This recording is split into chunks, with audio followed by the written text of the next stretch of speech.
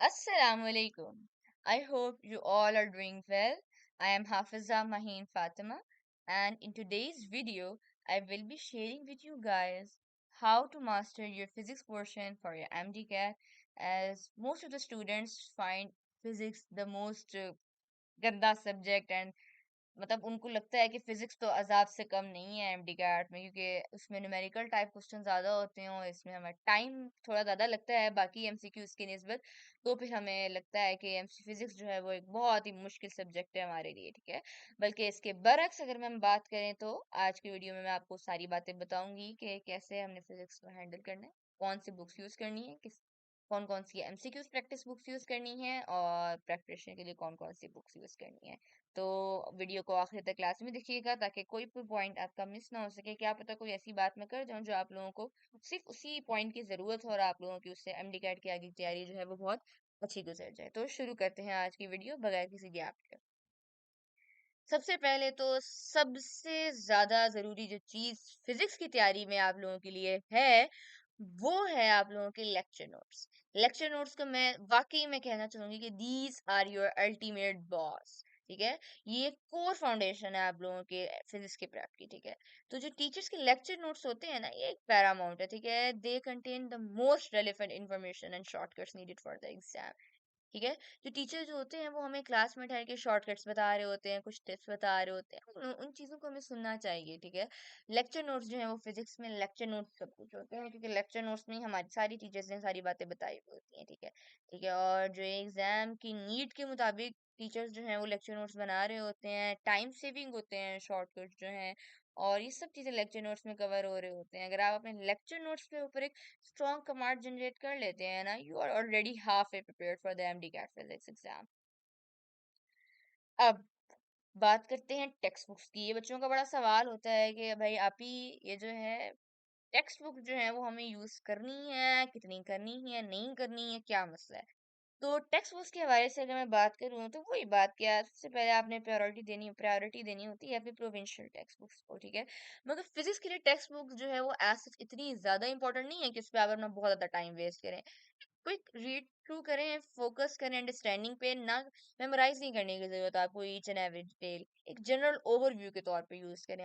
Federal books जो है वो, अगर मैं एज अ पंजाब के स्टूडेंट बात करूं तो फेडरल बुक्स जो है वो ऑप्शनल है। अगर आप फेडरल के स्टूडेंट तो आपके लिए पंजाब बुक्स इसी तरह ऑप्शनल होती है, इतनी खास कोई जरूरत नहीं होती इनकी, ठीक है। अगर मैं अपनी बात करूं तो मैंने एक फेडरल बुक्स पढ़ी थी एक दफा ना पढ़ी नहीं थी, एक मतलब क्विक सा ओवरव्यू दिया था फेडरल बुक्स में। भी कोई ऐसी इन्फॉर्मेशन जो मुझे लग रहा हो कि हाँ भाई एमसीक्यूज के लिए जरूरी है, ये एमडी कैट में पूछी जा सकती है, तो मैंने एक दफा उनको रीड दे दी थी, और जो ऐसे पॉइंट्स मुझे लगे थे तो मैंने उनको सेपरेट साइड पे नोट कर लिया था, ठीक है। और इनको एक सुपरफिशियल ग्लांस देना होता है टॉपिक्स के लिए, ठीक है। और अवॉइड करनी है डीप स्टडी की, आप लोगों को जरूरत नहीं है, आप लोगों को एक्स्ट्रा टाइम अपना वेस्ट करने की टेक्स्ट बुक्स पे जरूरत नहीं है फॉर फिजिक्स। बायोलॉजी के लिए आपको पढ़नी ही टेक्स्ट बुक्स हैं, और केमिस्ट्री के लिए आप बीच में रहेंगे, टेक्स्ट बुक्स एंड नोट्स साथ साथ गुजारा करेंगे। और फिजिक्स के लिए एज सच इंपॉर्टेंट नहीं होती टेक्स्ट बुक्स, ठीक है। मगर हाँ, एक दफा आपको पढ़ जरूर लेनी चाहिए, क्योंकि बाज़ अवत इंफॉर्मेटिव एमसीक्यूज जो है वो टेक्स्ट बुक से भी आ जाते हैं, ठीक है। तो टाइम मैनेज करना है आप लोगों ने अपना, और बेसिकली बहुत ज्यादा टाइम अपना वेस्ट नहीं करना है इन टेक्स्ट पे। आपकी जो प्राइमरी रिसोर्स है ना वो आपके लेक्चर नोट्स है। हाँ, अगर आपको टेक्स्ट बुक से भी ऐसी कोई इन्फॉर्मेशन लगती है कि जो कि बहुत इंपॉर्टेंट है, तो उसको टेक्स्ट बुक से उठा के अपने नोट्स में मेंशन कर लें, ताकि वो आपकी मिस ना हो, और आप जब आप नोट्स रिवाइज कर रहे हो तो साथ साथ आपकी टेक्स्ट बुक भी रिवाइज हो जाए। ठीक, अब चलते हैं असल मसले की तरफ, जो है जंग का मैदान, जो है एमसीक्यूज। एमसीक्यूज के बारे में वही बात करना चाहूंगी कि practice makes a man perfect, ठीक है। तो मल्टीपल चॉइस एमसीक्यूज, मतलब मल्टीपल चॉइस क्वेश्चंस जो है ना वो सॉल्व करना, सारा यही है गेम, ठीक है। यहीं से रियल लर्निंग शुरू होती है और आपकी अंडरस्टैंडिंग जो है वो सॉलिडिफाइड होती है। फिजिक्स में तो यही सारी गेम है, ठीक है। अब मैं बताऊंगी कि ऐसे कौन कौन से की सोर्सेस थे जो मैंने अपने एमसीक्यूज प्रैक्टिस करने के लिए यूज किए थे। जैसे फर्स्ट के, सबसे पहले तो मैं अपनी एकेडमी की टेक्स्ट बुक यूज करती थी, किट्स की प्रैक्टिस बुक मैंने यूज करती थी अपने एमडी कैट के एमसीक्यूज की प्रैक्टिस के लिए। इसके साथ साथ मैं स्टार्स के भी यूज कर लेती थी। स्टार्स मुझे एक अच्छी बुक लगती थी, ठीक है, एमसीक्यूज के हवाले से। कभी कभार कोई स्टेप्स के भी देख लेती थी, मगर स्टेप्स मैंने इतनी ज्यादा सॉल्व नहीं की थी, आपको पता है इतना ज्यादा टाइम नहीं होता, तो फिर कुछ बुक सॉल्व हो पाती हैं, कुछ नहीं हो पाती। और ग्रिप की भी मैंने किए थे, कुछ एमसीक्यूज किए थे, सारे नहीं हो पाए थे मेरे से, क्योंकि ग्रिप में तो बहुत ज्यादा एमसीक्यूज थे। ठीक है। हाँ, एकेडमी के टेस्ट जो है किप्स के तो मैं देती ही थी ना साथ, वो तो एकेडमी जाके, मगर दूसरी एकेडमीज के टेस्ट भी मैं लाजमी देती थी, तो कि जाके मुझे ऐसा अंदाजा होता रहता था कि मैं बाकी एकेडमीज के मुताबिक भी सही चल रही हूँ कि नहीं चल रही। तो टेस्ट जो है वो आप लोगों ने टेस्ट लाजमी देने हैं, अपनी एकेडमी के भी दूसरी एकेडमीज के भी। इससे ना थोड़े एमसीक्यूज में आपको पूरी चैप्टर की रिवीजन हो जाती है, कि हाँ पता चल जाता है कि पूरे चैप्टर आपको आता है, सारे चैप्टर के कॉन्सेप्ट्स आते हैं कि नहीं। क्योंकि प्रैक्टिस बुक में एक कॉन्सेप्ट के काफी ज्यादा एमसीक्यूज होते हैं, टेस्ट में जो है वो कुछ एमसीक्यूज आ रहे होते हैं, मगर आपको सारे चैप्टर की एक दफा पता चल जाता है कि हाँ इस चैप्टर के मुझे बातें ये आती हैं, या ये मेरे मिसिंग पॉइंट्स हैं, या ये मेरे वीक पॉइंट्स हैं, ये मुझे बिल्कुल नहीं आ रहे। तो ये टेस्ट देके आपको अंदाजा होता है, तो आप लोगों ने टेस्ट लाजमी देना है, टेस्ट को स्किप नहीं करना। अब बात करते हैं इम्प्लीमेंटेशन स्ट्रेटेजी की, कि अब ये सारी बातें बता तो दी, मगर इसको इम्प्लीमेंट कैसे करना है। The when to use what guide. ठीक है। तो सबसे पहले start with your lecture notes. ठीक है, आप लोगों ने अपनी प्रिपरेशन बिगिन करनी है, तो लेक्चर नोट्स अपने उठा के रीड करें। ठीक है, अच्छी तरह टॉपिक समझें। हाँ, अगर आपको लगता है कि आप फिर एक दफा जल्दी से अपनी टेक्स्ट बुक को भी रिवीजन कर लें, कि हाँ एक क्विक स्कैन देने के, हाँ ये लिखा हुआ है, ठीक है ठीक है ठीक है, ये कॉन्सेप्ट अच्छा ठीक है, ये बात मेरे नोट्स में ऐड होनी चाहिए, मैं बात उठा के नोट्स में ऐड कर देता हूँ, तो फौरन से आपने बात उठा के नोट्स से बुक से जो है वो नोट्स में ऐड कर दी। ठीक है। अब क्या करना है हमने, अब हमने चैप्टर वाइज एमसीक्यूज प्रैक्टिस की तरफ जाना है। एक दफा जब चैप्टर आप लोगों ने कर लिया है क्लियर, आपको फॉर्मूला सारे याद हो गए हैं, तो आप लोगों ने एमसीक्यूज जो है वो प्रैक्टिस करना स्टार्ट कर देने हैं।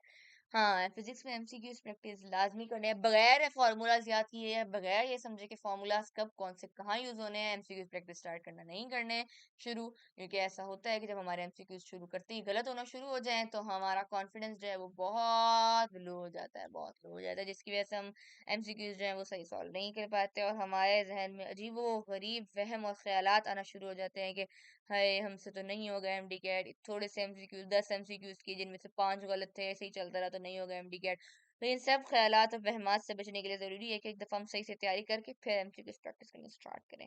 ठीक है। और एंड पे वही बात कि रिवीजन एंड टेस्ट सेशन जो है वो बहुत इंपॉर्टेंट होते हैं, रेगुलरली अपने कॉन्सेप्ट रिवाइज करें, और रिवीजन एंड टेस्ट सेशन में कोई भी टेस्ट ना स्किप करें, अच्छी तरह टेस्ट दें, और दूसरी एकेडमीज के टेस्ट भी लाजमी अटेम्प्ट करें, ताकि आप पता चल सके कि आप कितने पानी में हैं। अब बात करते हैं न्यूमेरिकल प्रॉब्लम सॉल्विंग की, कि आप करनी कैसे है, प्रिसीजन प्रैक्टिस में लानी कैसे है। तो सबसे पहले आप लोगों को फॉर्मूला पता होना चाहिए। तो मैं आपको कहूँ कि आप लोग ना फॉर्मूलाज जो हैं वो अपने नोट्स में जो है वो किसी और कलर से लिख लें, अगर आपने लिखे हुए हैं किसी चीज़ से हाईलाइट कर लें। ठीक है, या एक तरफ आप लोग चाहते हैं तो आप एक तरफ लिख लें, सिर्फ फॉर्मूला शीट बना लें आप लोग एक अपनी। ठीक है।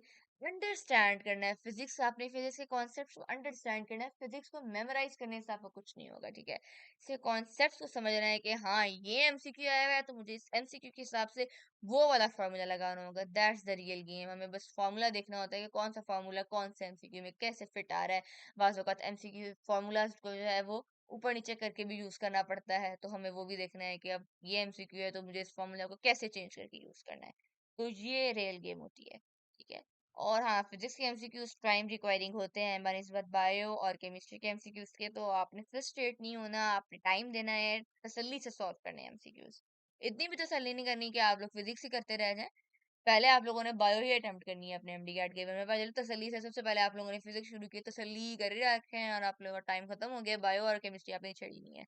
तो ये भी टाइम मैनेजमेंट पे भी, मैं एमडी कैट के लिए टाइम मैनेजमेंट पे भी एक वीडियो बनाऊंगी, तो वो तब आप लोग देखिएगा, आप लोगों को उससे काफी फायदा होगा। ठीक है। अब बात करते हैं कि कॉन्सेप्ट क्लैरिटी की। ये जो है वो एक बहुत अच्छी चीज है फिजिक्स में, गोल्डन रूल है। सबसे पहले आप लोगों की कॉन्सेप्ट क्लैरिटी होगी, फिर आपकी अंडरस्टैंडिंग सम सही होगी, फिर आप लोग एमसीक्यूज जब सॉल्व करना शुरू करेंगे आपके ठीक होना शुरू होंगे, जितना ज्यादा एमसीक्यू सॉल्व करेंगे उतनी ज्यादा आपकी स्पीड बढ़ती जाएगी, और नंबर ऑफ एमसीक्यू ज्यादा करने की वजह से और क्वालिटी एमसीक्यू ज्यादा करने की वजह से ये ना हो कि आपको बस करिए जा रहे हैं करे जा रहे हैं, कोई क्वालिटी नहीं है, इसका फायदा नहीं है आपकी इस तरह। ठीक है, quantity doesn't matter, quality matter. अगर आपने एक चीज बेहतरीन क्वालिटी की कर ली है, वो 10 चीजों से बेहतर है जो आपने कम क्वालिटी की है, क्योंकि वो आपको भूल जानी है। तो इस तरह आहिस्ता आहिस्ता करके ये एक पूरा पैरामिड है जो आपकी एक्यूरेसी की तरफ आप ले जाएगा। अब फाइनल वर्ड्स ऑफ इनकरेजमेंट, मैं आखिर में आप लोगों को क्या कहना चाहूंगी कि ठीक है, सबसे जो अगर मैं इसको समराइज करूं, तो नोट्स जो है वो these are your backbone for your foundational knowledge. ठीक है, नोट्स आपका हथियार है, नोट्स ही आपका सब कुछ है, आपका सब कुछ है फिजिक्स में, नोट्स आपका, ठीक है। बोर्ड्स जो हैं वो एक सपोर्ट सिस्टम के तौर पे काम कर लें क्लैरिफिकेशन के लिए। एमसीक्यूज जो हैं वो आपका असल मैदान जंग है, और यहीं से आपकी स्किल बिल्डिंग होनी, क्योंकि एमडी कैट में एमसीक्यूज ही आने हैं। Physics might feel challenging at first, but with consistent practice it become a highly scoring subject, ठीक है। तो आप लोगों को अगर तमीज आ गई ना एमसीक्यूज करने की, तो ये आपका एक बहुत ही अच्छा सब्जेक्ट बन जाएगा, ठीक है। तो आप लोग यहाँ तक पहुंचे हैं, तो आप कंसिस्टेंट रहें। आप लोगों के thank you for your time, and for more helpful tips and strategies don't forget to like and subscribe to my channel. And अगर आप लोगों को ज़रा भी वीडियो हेल्पफुल लगी हो, तो do consider like and subscribing, ठीक है। तो अल्लाह ताला आपका हामी नासिर हो, आप लोगों के टेस्ट में बहुत अच्छे मार्क्स हैं, आप लोगों की बहुत मदद करें अल्लाह ताला, और आप लोगों का अपने मनपसंद मेडिकल कॉलेजेस में एडमिशन हो। तो मेरी दुआएं आप लोगों के साथ हैं। नेक्स्ट वीडियो तक अब मिलते हैं, नेक्स्ट वीडियो में, तब तक के लिए अल्लाह हाफिज।